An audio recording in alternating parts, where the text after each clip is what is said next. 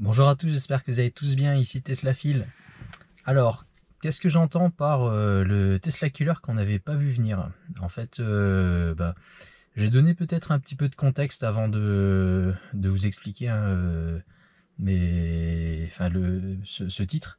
Donc le contexte, en 2021, Tesla vend presque 1 million de voitures sur l'année. C'est une année faste pour Tesla. Personne n'avait, allez quoi, enfin je dis personne, mais c'est pas vrai. Mais beaucoup d'acteurs en fait ne pensaient pas que Tesla vendrait 1 million de voitures il y a 5 ans ou même 4 ans.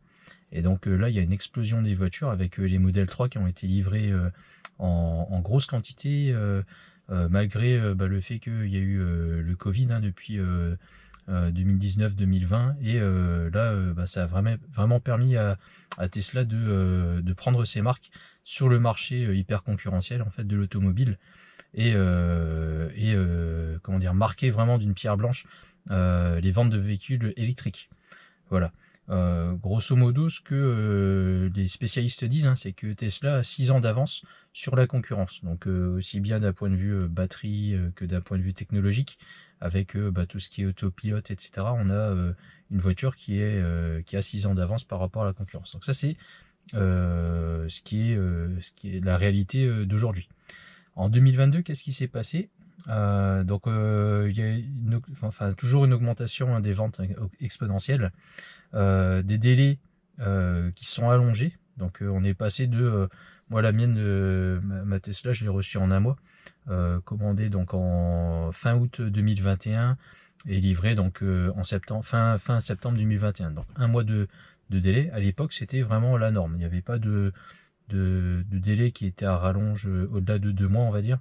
Quand on commandait la voiture, par exemple fin juin, on était livré au mois d'août, quoi. Fin août au plus tard. Voilà. Actuellement, on est plutôt sur des délais de quasiment une année. Donc si vous commandez aujourd'hui, sur certains modèles, vous allez devoir attendre un certain temps quand même, entre 6 mois et 1 an, on va dire. Si vous avez un peu de chance sur un modèle Y, par exemple, Performance ou LR, ça sera un peu plus rapide. Voilà. Entre temps, donc il y a eu la guerre en Ukraine et tout ce qui en a découlé.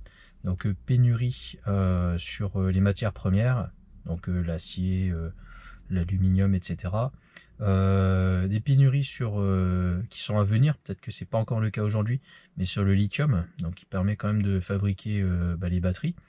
Et tout ce qui est puces électroniques, parce que ces puces électroniques partout dans le monde, et ça impacte pas que le secteur automobile, mais informatique, etc. Donc ça a un impact forcément. Donc tout ça qu'on cumule avec le Covid, confinement dont j'ai parlé à Shanghai, je vais mettre la vidéo en lien, que vous puissiez voir un petit peu ce qui s'était passé à Shanghai quand même il n'y a pas si longtemps que ça, c'était il y a 2 mois à peu près, avec ça cumulé au transport chaotique. Donc ce qu'il faut savoir en fait, c'est que Shanghai donc était confiné, le transport dans sa globalité, je parle pas que de Shanghai mais quasiment dans toute la Chine, a été bloqué à cause de ça en fait. Donc les bateaux ne pouvaient plus décharger, et donc ça a pris forcément beaucoup de retard. Les usines n'ont pas pu produire et donc forcément à un moment donné ça bloque.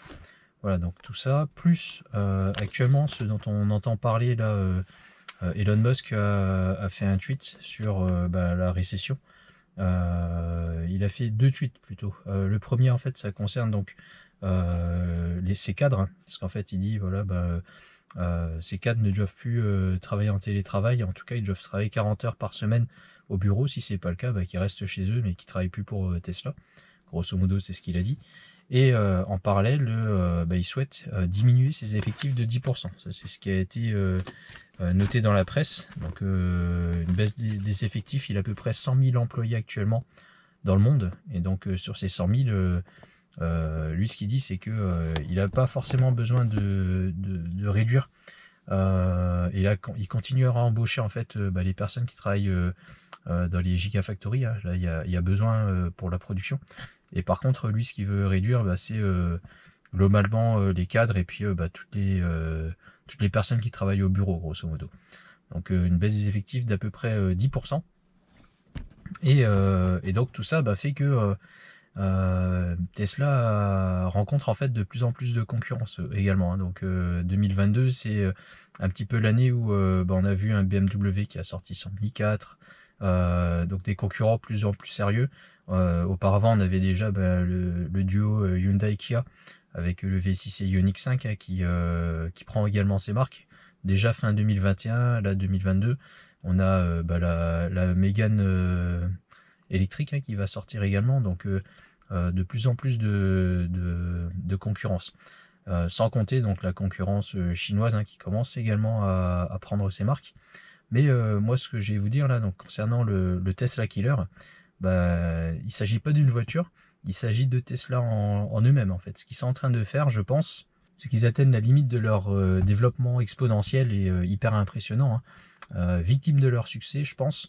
Au niveau de la communication, donc avec ce qui s'est passé à Shanghai, je pense que clairement là ils ont pas marqué des points auprès de leurs clients, et ça peut avoir un impact en fait sur les futurs clients, parce que en termes d'image jusqu'à aujourd'hui, Tesla c'était un petit peu comme Apple, on va dire, une marque qui faisait des sans fautes avec un produit vraiment tip top, mais avec de plus en plus de clients, ils vont pas pouvoir en fait continuer à communiquer de la manière qu'ils le font aujourd'hui, en disant voilà aux clients vous allez avoir un décalage, mais en fait ils m'ont même pas prévenu, c'est simplement sur l'application.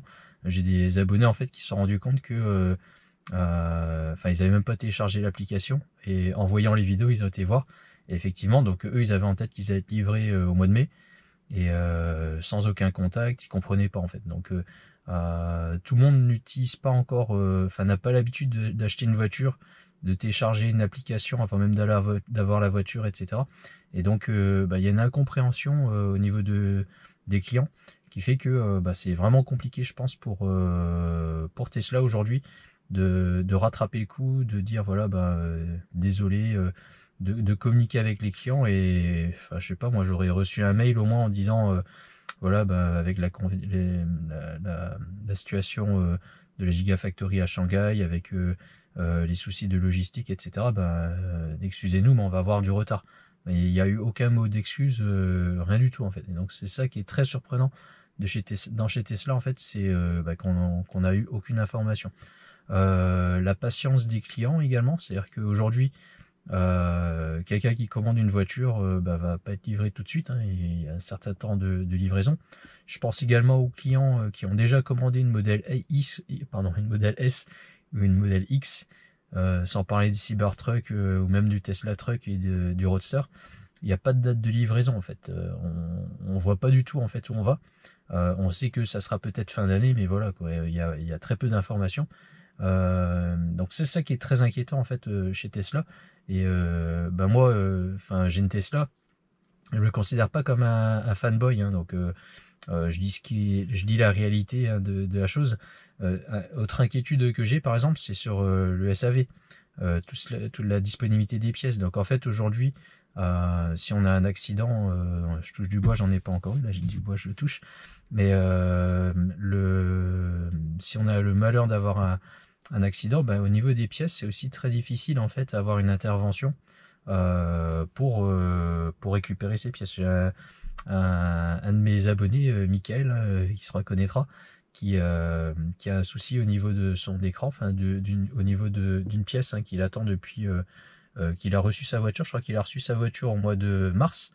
Là, on est au mois de juin et la pièce n'est toujours pas arrivée. Il n'a aucune date en fait de livraison de cette pièce. Donc, c'est une pièce qui permet de contrôler l'écran.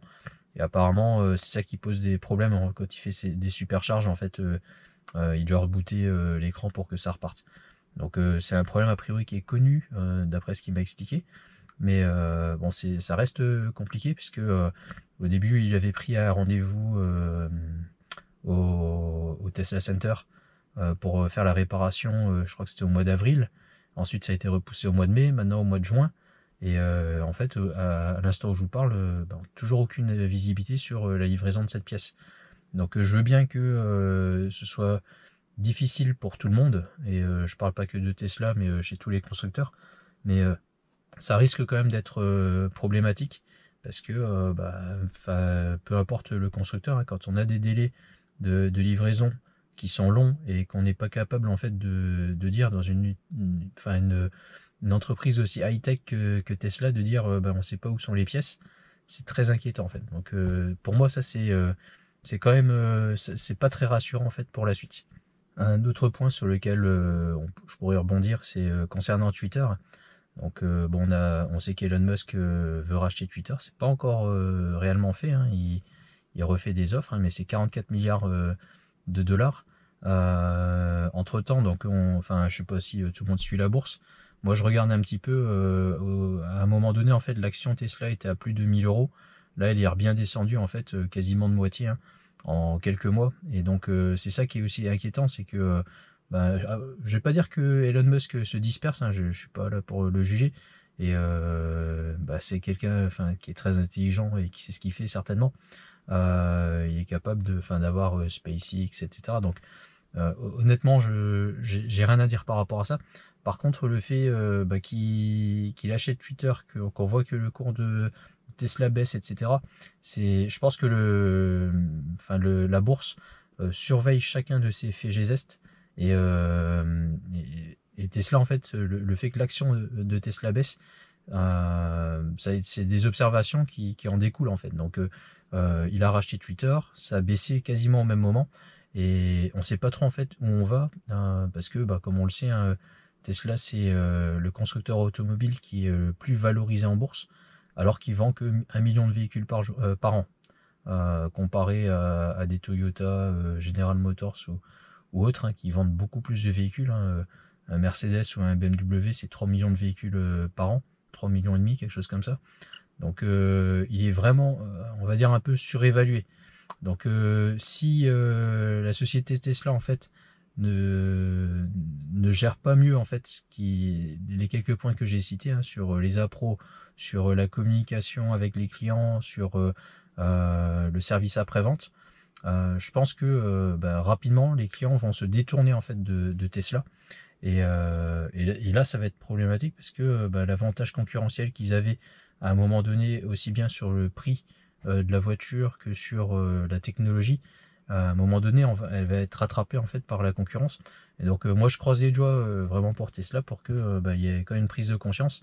Je pense que Elon Musk le sait, et le fait de vouloir diminuer son effectif de 10%, et l'annonce d'une récession aux États-Unis et dans le monde, hein, d'ailleurs, fait que il va falloir être très vigilant, je pense, de leur côté, et globalement pour tous les clients, enfin pour tous les acteurs, mais de bien faire attention à cette partie-là.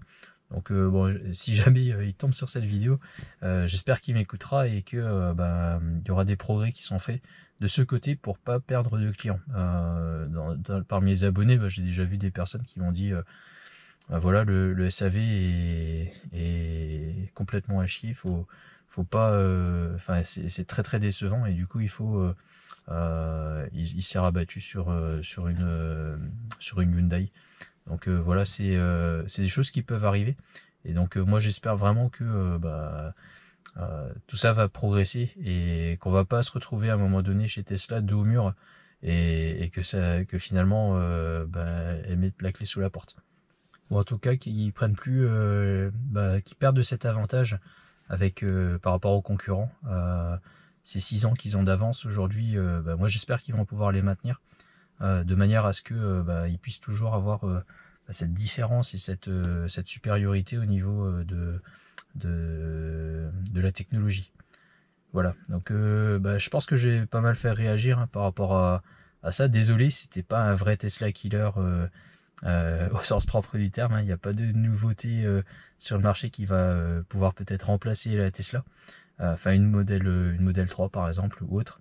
Par contre, il faut que Tesla fasse bien attention de leur côté pour continuer leur progression, et pas s'arrêter sur une année 2022 qui est compliquée. Voilà, je vous dis à très bientôt, au revoir.